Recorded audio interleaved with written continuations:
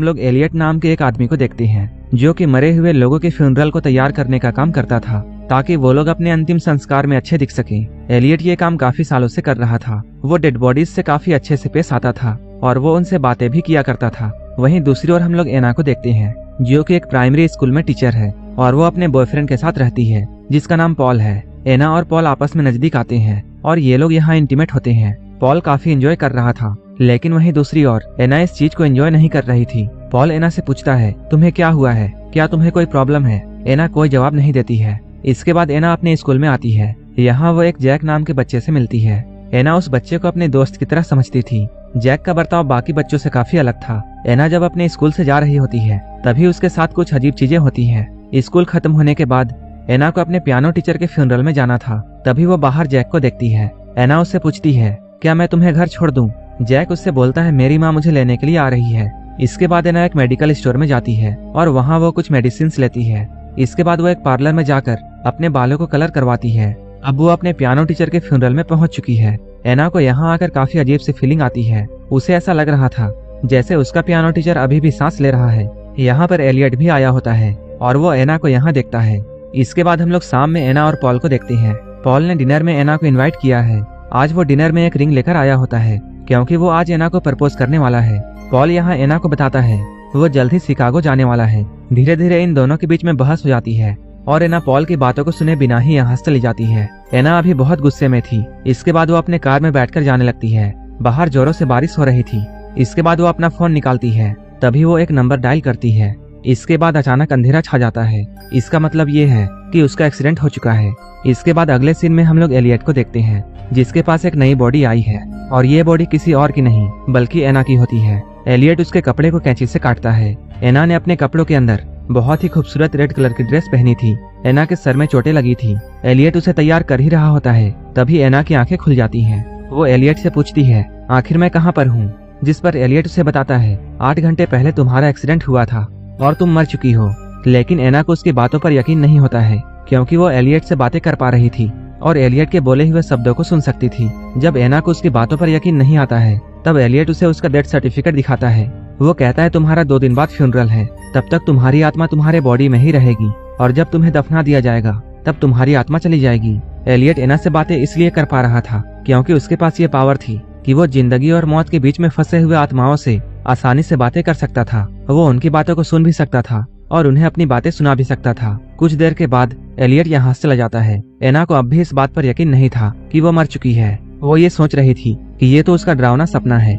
वहीं दूसरी ओर हम लोग पॉल को देखते हैं। उसे अभी तक ये पता नहीं है कि एना मर चुकी है। वो एना के नंबर पर कॉल करता है लेकिन एना का फोन एलियट के पास था और वो पॉल के फोन को कट कर देता है। इसके बाद पॉल एना के घर पर पहुंचता है जहां उसे एना की माँ से ये पता चलता है कि एना की डेथ हो चुकी है। पॉल को भी इस बात पर यकीन नहीं होता है। वो काफी ज्यादा दुखी होता है लेकिन एना की मॉम काफी नॉर्मल थी, जैसे उसे एना की मौत का कोई भी गम नहीं है। वहीं दूसरी ओर हम लोग फिर से एलियट को देखते हैं। वो एना की बॉडी को फ्यूनरल के लिए तैयार कर रहा होता है।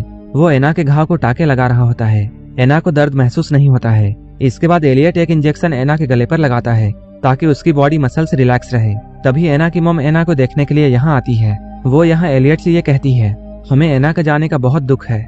साथ ही साथ एना की मॉम ये भी कहती है एना के बालों को फिर से ब्लैक कर दिया जाए क्योंकि एना लाल बालों में काफी अजीब लग रही है। इसके बाद हम लोग पॉल को देखते हैं जो कि एलियट के पास गया है ताकि वो एना की बॉडी को देख सके, लेकिन एलियट उसे एना के पास नहीं जाने देता है क्योंकि सिर्फ फैमिली मेंबर्स ही बॉडी से मिल सकते हैं। अभी पॉल की एंगेजमेंट एना के साथ नहीं हुई थी, लेकिन अंदर हम लोग ये देखते हैं पॉल की आवाज सुनकर एना अपनी जगह से उठ जाती है और वो पॉल को जोर जोर से आवाज लगाती है, लेकिन उसकी आवाज पॉल तक नहीं पहुंचती है। इसके बाद पॉल यहाँ से चला जाता है।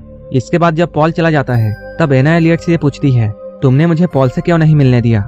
एलियट कहता है, तुम्हारी आत्मा जल्द ही तुम्हारे शरीर को छोड़ देगी और अगर तुम अपने चाहने वालों से इतनी अटैच रहोगी तब तुम्हारी आत्मा यहीं फंसकर रह जाएगी। एना को एलियट की बातें समझ में नहीं आती है और वो उसकी सारी बातों को मजाक समझती है।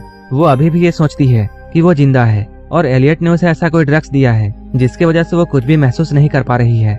वहीं दूसरी ओर हम लोग पॉल को देखते हैं जो कि अपने फ्रेंड से मिलने के लिए पुलिस स्टेशन गया है क्योंकि उसका दोस्त एक पुलिस ऑफिसर था।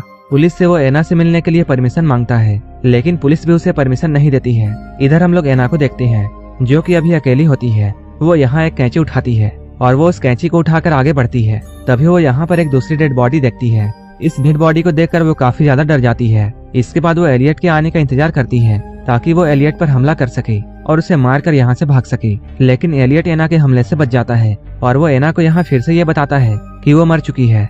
लेकिन एना ये बात मानने के लिए तैयार नहीं थी क्योंकि उसकी सांसें अभी भी चल रही होती है।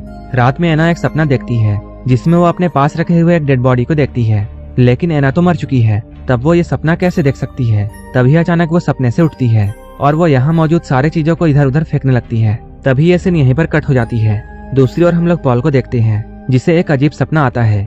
वो सपने में देखता है एना अपनी बॉडी से अपना दिल निकाले हुए है। ये देखकर पॉल काफी ज्यादा डर जाता है। इधर एलियट एना के पास आता है। वो अभी अपने कार में फ्यूल डलवाने के लिए जाने वाला होता है, लेकिन एना उसके जेब से चुपके से चाबी निकाल लेती है और वो दरवाजे को खोलकर सीधा एलियट के ऑफिस में पहुंचती है। यहाँ से वो पॉल को कॉल करती है और वो उसे बताती है मैं अभी भी जिंदा हूँ। लेकिन इधर पॉल को ऐसा लग रहा था जैसे कोई लड़की एना बनकर उसके साथ मजाक कर रही है, इसलिए वो फोन को कट कर देता है। पॉल के ऐसा करने से एना काफी ज्यादा गुस्सा होती है। एना फोन के पास होती है, तभी यहाँ एलियट भी पहुंच जाता है। वो उसे आईने के पास ले जाकर ये कहता है देखो तुम मर चुकी हो और तुम्हारे लिए यही अच्छा है कि तुम सब कुछ भूलकर अपनी मौत को एक्सेप्ट कर लो। लेकिन एना ये नोटिस करती है उसके सांस लेने की वजह से आईने में भाप जम रही है, जिसे कि एलियट चुपके से साफ कर देता है। वहीं पर हम लोग एना के स्टूडेंट जैक को देखते हैं जो कि नीचे खड़ा होता है और वो यहाँ एना को देख लेता है। अब एना ये बात मान लेती है कि वो मर चुकी है, इसलिए वो अब एलियट का साथ दे रही थी। इसके बाद एलियट एना के रेड बालों को फिर से ब्लैक करता है।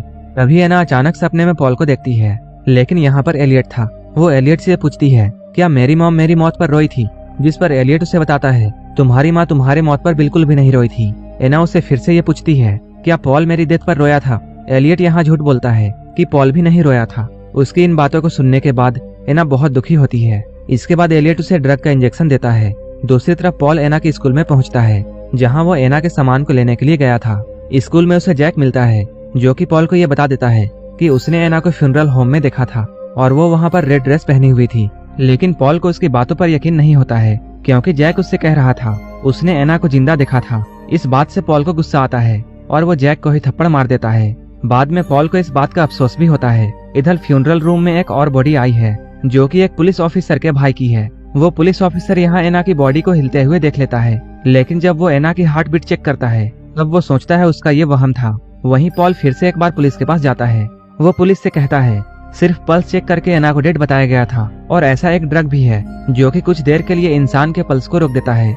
पॉल की बात को सुनकर पुलिस ऑफिसर कन्विंस हो जाता है, लेकिन वो पुलिस ऑफिसर फिर से ये कहता है उसने एना को चेक किया था और उस वक्त एना की हार्ट बीट नहीं चल रही थी। ये सुनकर पॉल फिर से परेशान हो जाता है। इधर हम लोग फिर से जैक नाम के बच्चे को देखते हैं जो कि एलियट के पास गया है। उस बच्चे की हरकत काफी अजीब थी और वो एलियट से बहुत सी चीजें सीखना चाहता है। तब एलियट उसे एक ऐसी बात कहता है जो कि उसके दिमाग में रह जाती है। एलियट उसे कहता है मैं मरे हुए लोगों को फ्यूनरल के लिए तैयार करता हूँ। वो लोग जो कि अंदर से मर चुके हैं, वो लोग हमारे आसपास ही रहते हैं और यहाँ गंदगी फैलाते हैं और वो लोग उस ऑक्सीजन को वेस्ट करते हैं जिन पर सिर्फ वैसे लोगों का हक है जो कि असल में जीना चाहते हैं।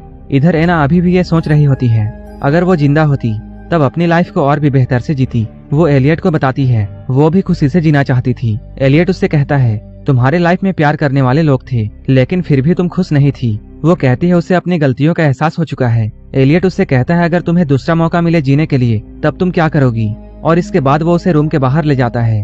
तभी अचानक एना अपने सपने से निकलती है और वो देखती है वो अभी भी उसी रूम में है। वो डरकर ये कहती है अच्छा हुआ वो मर गई। एना अब अपने मौत को एक्सेप्ट कर चुकी थी और वो अपने फ्यूनरल के लिए तैयार होती है, लेकिन तभी वो मिरर के रिफ्लेक्शन में अपने सांसों को देखती है और उसे अचानक ये रियलाइज होता है वो तो जिंदा है। इससे पहले कि वो कुछ कर पाती एलियट उसे इंजेक्शन दे देता है जिससे वो फिर से बेहोश हो जाती है और उसका फ्यूनरल खत्म हो जाता है। पॉल ये सब देखकर पूरी तरह टूट जाता है। एलियट उसे कहता है तुम्हें एना को भूलकर अपनी लाइफ में आगे बढ़ना चाहिए। जब पॉल उसकी बात नहीं मानता है तब एलियट उससे कहता है एना अभी जिंदा है और वो पॉल को एना के पास जाने के लिए कहता है। इसके बाद पॉल एना के कब्र में जाता है और वो उसे बचा लेता है, लेकिन ये सब रियल नहीं था। पॉल कभी एना को बचाने गया ही नहीं था, बल्कि जब वो एना को बचाने के लिए जा रहा था तब एलियट ने उसका भी एक्सीडेंट करवा दिया था। पॉल जब अपनी आंखें खोलता है तब वो देखता है वो अभी एलियट के बेसमेंट में है और ये सब उसका हेलुसिनेशन होता है क्योंकि पॉल एना को बचाने के लिए उसके पास पहुंचा ही नहीं था, बल्कि एलियट ने उसका एक्सीडेंट रास्ते में ही करवा दिया था। पॉल का एक्सीडेंट एलियट ने बिल्कुल वैसा ही किया था जैसा एक्सीडेंट उसने एना का करवाया था और ये सब कुछ वो अपने बेसमेंट में पॉल को बताता है। वो पॉल से ये भी कहता है वो अंदर से मरे हुए लोगों को जीने का एक और मौका देता है, क्योंकि वो देखना चाहता है वो लोग चेंज होते हैं या नहीं, और जब वो लोग चेंज नहीं होते हैं तब एलियट उन्हें मार देता है। और यही वो अब पॉल के साथ भी करने वाला है। एलियट पॉल को अपने सारे प्लान के बारे में बताता है, कैसे उसने ड्रग्स देकर उन दोनों को मरा हुआ दिखा दिया और कैसे उसने उनके दिमाग में हेलुसिनेशन क्रिएट किया। ये सब बताने के बाद वो पॉल को भी फ्यूनरल के लिए तैयार करता है। जैक एलियट को ये सब करता हुआ देखता है और हो सकता है फ्यूचर में वो भी एलियट की तरह बन जाए, जो कि एक खतरनाक सीरियल किलर है। और यहीं पर ये मूवी खत्म हो जाती है। अगर आपको ये मूवी अच्छी लगी हो तब एक लाइक जरूर कर देना और ऐसे ही मूवीज के लिए मेरे चैनल को जरूर सब्सक्राइब कर लेना। तो मिलते हैं हमारे नेक्स्ट वीडियो में।